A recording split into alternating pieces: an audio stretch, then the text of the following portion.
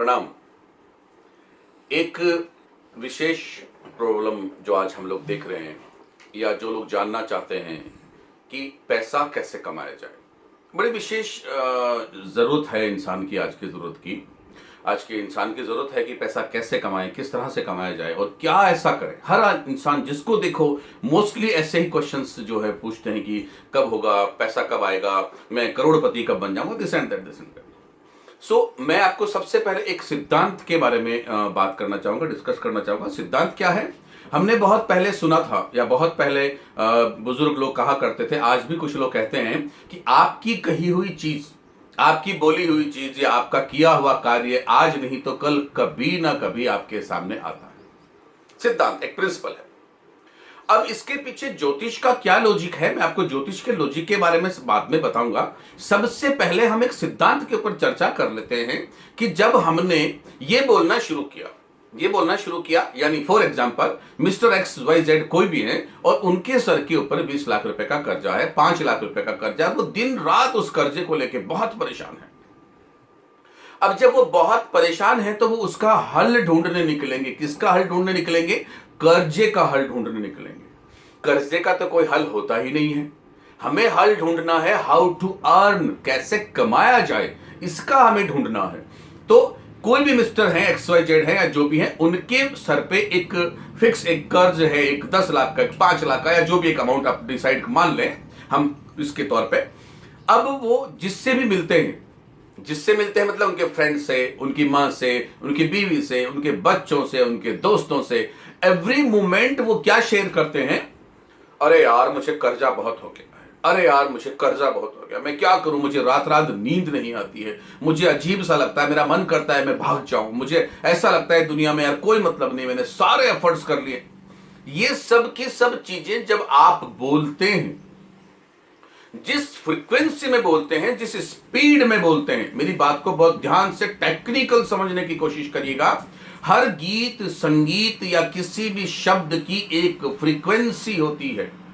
उस शब्द की एक फ्रीक्वेंसी है और वो फ्रीक्वेंसी ब्रह्मांड में घूम रही फ्रीक्वेंसी में जाके अपने आप को अटैच कर देती है। संसार का, दुनिया का नियम है कि जो फ्रीक्वेंसी जहां से आई है उस फ्रीक्वेंसी को वहीं जाना होता है। सो आपका बोला गया एक वर्ड छोटा सा, ओ गॉड मैं बहुत कर्जे में आ गया हूं, अब मैं क्या करूं। सो ये शब्द है चिंता का। इस फ्रीक्वेंसी से, इस शब्द से आप चिंतामय हो जाएंगे, आप में चिंताएं आपको घेर लेंगी। बट ऑब्वियस है, मैं इस बात को मानता हूं कि जब कर्ज माथे पर है तो खुश तो नहीं हुआ जा सकता है। लेकिन सिद्धांत की अगर हम बात करते हैं तो कर्ज माथे पर है से आप समझते क्या है? कर्ज माथे पर है का मतलब है, चलिए दोबारा से वही उदाहरण कि मिस्टर एक्स ने 10 लाख रुपए का कर्जा अपने माथे पर कर लिया है। तो 10 लाख रुपए तो मिस्टर एक्स के पास आए हैं ना, वो उन्होंने कहां पे यूटिलाइज किए, किस तरह से लगाए? तो इसका मतलब पहले उनके पास पैसा आया था, देन उनके पास कर्जा आया। पहले कर्जा कभी नहीं आ सकता। यानी पहले आपके पास पैसे का अरेंजमेंट हुआ, आपने उस पैसे को कहां लगाया, किस तरह से लगाया, कोई ऐसा व्यवसाय, कोई ऐसा बिजनेस कर लिया, कुछ इस तरह से लग गया कि पता ही नहीं चला, हमारे पास वो जो पूरा का पूरा पैसा हमसे चला गया और हम कर्ज में आ गए। तो सबसे पहले इस सूत्र को समझने की कोशिश करिए, इस ब्रह्मांड के प्रिंसिपल को समझने की कोशिश करिए कि अगर मैं ये कहूं, हर वक्त ये कहूं कि मैं हनुमान हूं। रामकृष्ण परमहंस के बारे में आप जरूर पढ़िएगा। उनके बारे में कथन है, उनके बारे में ये कहना है कि वो मंदिर के पीछे बने जंगल में जाकर विश्राम करने लग गए थे और ये कहना शुरू कर दिया था कि मैं हनुमान हूं। ये शिद्दत उन्होंने इतनी जबरदस्त, वो बहुत बड़े योगी थे, बहुत बड़े तपस्वी थे। हम लोग ह्यूमन बींग्स हैं, हम लोग ऑर्डिनरी ह्यूमन बींग्स हैं। उतनी शिद्दत, उतनी तपस्या हमारे शब्दों में नहीं आ सकती है। लेकिन फिर भी शब्दों में नहीं आ सकती तो भी हमें ये चीज ध्यान रखनी चाहिए, हम जो सोचते हैं वो हमारे साथ होता है। सो मैं धनवान हूं सोचे बनिस्पत में कर्जवान हूं, क्योंकि अगर कर्जा है तब भी 10 लाख के धन तो आपके पास गया ही है। सो सबसे पहले इस प्रिंसिपल को समझिए और मैं आपको ज्योतिष के सिद्धांत, ज्योतिष के सूत्रांश बताऊंगा। लेकिन जब तक आप इस बात को नहीं समझेंगे, अगर आप लोग ये मेरा वीडियो देख रहे हैं, सुन रहे हैं, तो सबसे पहले आप मेरे सूत्र को समझने की कोशिश करिए कि मैं क्या कहना चाहता हूं। मैं आपसे ये कहना चाहता हूं कि कर्ज कर्ज कर्ज कर्ज यदि आप करते रहेंगे तो आपके पास सिर्फ एक ही ध्वनि, एक ही साउंड, एक ही वाइब्रेशन, एक ही फ्रीक्वेंसी है और वो है कर्ज, कर्ज एंड कर्ज। इसलिए इस कर्ज के शब्द को, इस दुख के शब्द को निकालिए और धन धन धन बोलना शुरू करिए। पूरे ब्रह्मांड में अपने स्वर को भेजने की कोशिश करिए। ब्रह्मांड में स्वर को भेजने के पीछे एक बहुत टेक्निकल टर्म हुआ करती है, मैं बहुत विस्तृत रूप में नहीं बता पाऊंगा, लेकिन कुछ छोटे छोटे रूप में मैं आपको बता देता हूं। हर कुंडली में, हम साइंटिफिक वे में मैं आपको हमेशा कुंडलियां बताता हूं। इस धन का संबंध साइंटिफिक वे से इस फ्रीक्वेंसी के साथ कैसे मैच करता है वो आप जानिए। मेरी कुंडली, किसी की भी कुंडली में धन का एक स्वामी होता है। हर कुंडली में धन का एक स्वामी होता है। वो धन का स्वामी किस जगह बैठा है और किसके साथ बैठा है, कौन उसका मित्र है, कौन उसका शत्रु है, ये कुछ टेक्निकल टर्म, कुछ टेक्निकल चीजें हुआ करती हैं जो ज्योतिष के जो लोग जानकार होते हैं उन लोगों को पता होती हैं। तो जो ग्रह आपकी कुंडली में धन के योग का कारक बनकर बैठा है, धन के योग का कारक बनकर बैठा है, तो जो धन देगा वही कर्ज देगा। हमेशा एक सिद्धांत है, जहर ही जहर को काटता है, लोहा ही लोहे को काटता है। हम क्या करते हैं, धन देने वाले को भूल जाते हैं और हम कर्जा किसने दिया है, हम उस ग्रह को ढूंढते रहते हैं। तो जो ग्रह आपको धन दे रहा है वही ग्रह आपको कर्ज दे रहा है, क्योंकि ग्रह को इस बात का नहीं पता है कि आप इस पैसे से क्या कर रहे हैं।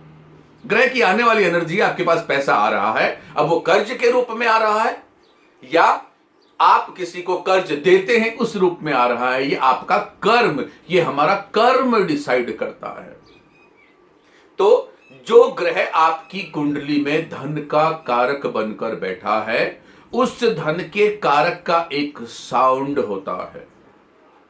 मैं आपको अब से कुछ साउंड थेरेपीज के बारे में बताऊंगा। साउंड अपने आप में बहुत जबरदस्त जो है विचलित कर देता है। साउंड अपने आप में ऐसी चीजें होती हैं कि आप उसको सुनने के बाद बहुत सुकून मिलता है। साउंड से बहुत तरह के लोगों ने, जो वैज्ञानिकों ने भी जो है बहुत सारी चीजें की हैं कि नासा ने भी कुछ उपग्रह जो है अंतरिक्ष में भेजे हैं, वहां पर साउंड जब भेजा गया उसके बाद उस जगह पर जहां हवा पानी नहीं थी वहां पर भी कुछ चीजें देखने को मिली हैं। तो साउंड, सबसे पहले हम क्या साउंड करें, जब भी आपको लगे कि आप कर्ज में हैं, आप स्ट्रेस में हैं, आप बहुत परेशान हैं, आपका कर्ज दूर नहीं हो रहा है, तो कुछ चीजें आप ध्यान से सुने और उन्हें करें। सबसे पहला, आप अपने मन से इस विचार को निकाल दीजिए कि मुझे कर्ज है। कहना बहुत मुश्किल है, मैं समझ सकता हूं, लेकिन कोई सॉल्यूशन नहीं है। तो जब कोई सॉल्यूशन ही नहीं है तो क्यों ना कुछ प्रयास किए जाएं। हम हर बार कहते हैं अरे यार क्या करूं, पैसा नहीं। अरे पैसा है ना, किसने बोला नहीं है। हाँ, उतना नहीं है जितना मैं, और ज्यादा की डिमांड मेरी जो है पूरी नहीं हो पा रही है। तो एक सूत्र ज्योतिष का, सबसे पहले मैं साउंड आपको बाद में बताता हूं, उससे पहले एक सूत्र, ऐसे हजारों सूत्र हैं जो आप जान सकते हैं, मुझसे पूछ सकते हैं। एक सूत्र, सबसे पहले, जब हम कर्ज में आ जाते हैं तो हमें क्या करना चाहिए।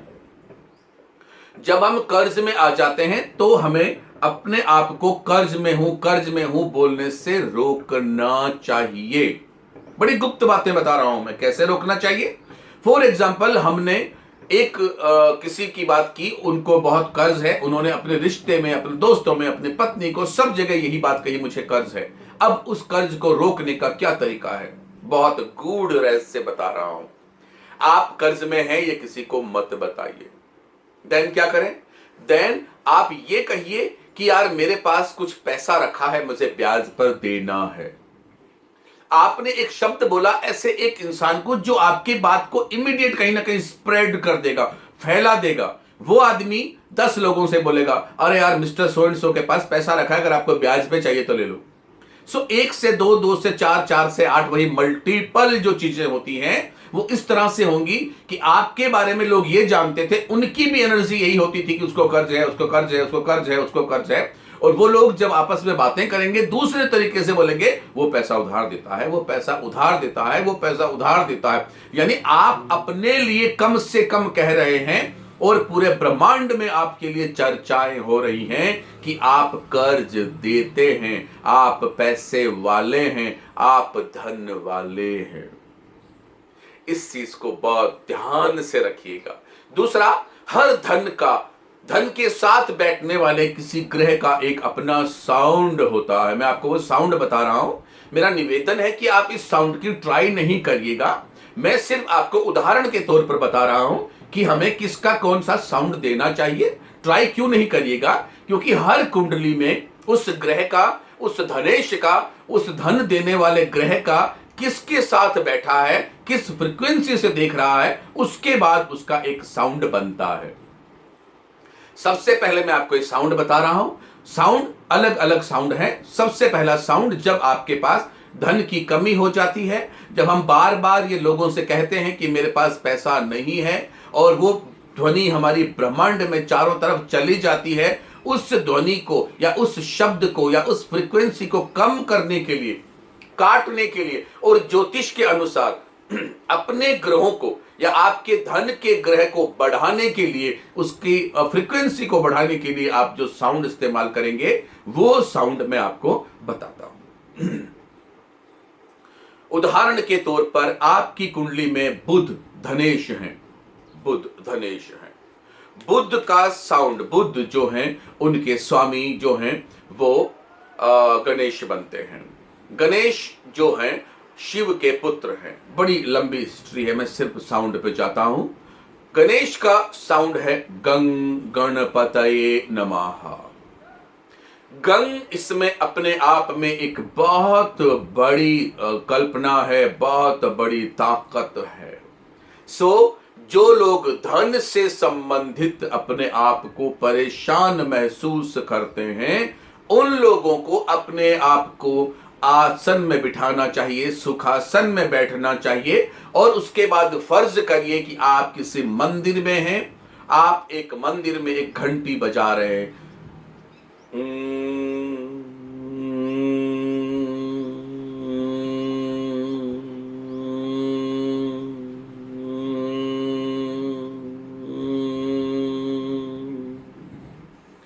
ये गंग यानी गणेश का अंग अंग अंग अंग